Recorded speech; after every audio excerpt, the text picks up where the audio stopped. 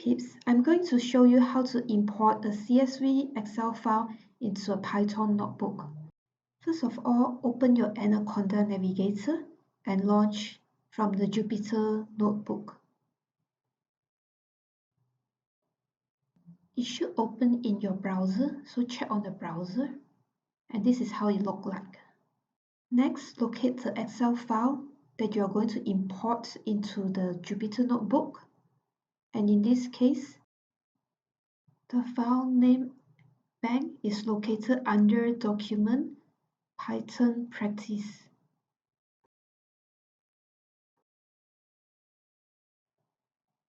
And now I found the file bank. Let's create a new Python notebook.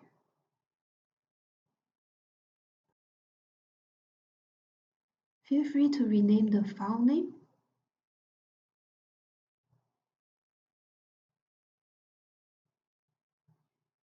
Let's name the dataset df. And you can see over here an error appeared. This is because PD is not defined. And what it means is that we need to import PD library, which means panda.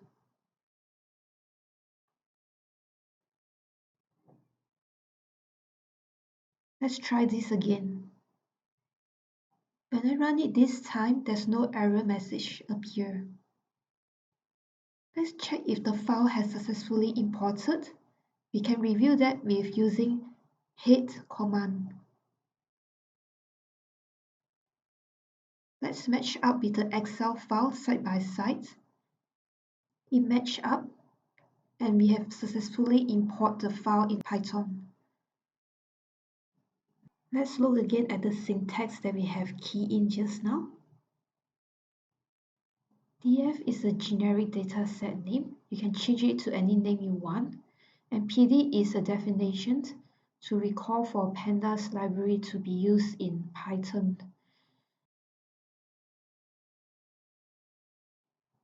Okay, what if you want to import an Excel file in an Excel format instead of a CSV format? You can view your file type by looking at the type, location. You can even see the file type under the Jupyter notebook, which it was stated as xlsx. Do the same as what we did earlier on. Create a new Python 3 notebook, rename the notebook, and prepare to import the Excel file. First, we include the pandas library. Instead of read CSV, we use read Excel.xlsx.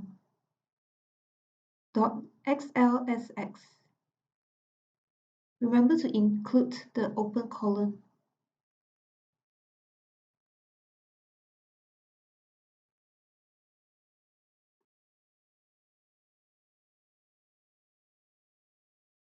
Let's view the file with head command.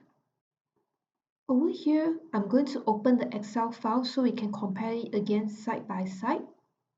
And in my dataset file, I have two different tabs, which I will show you in a while. As you can see over here, there are two different tabs, which is data sets and transaction.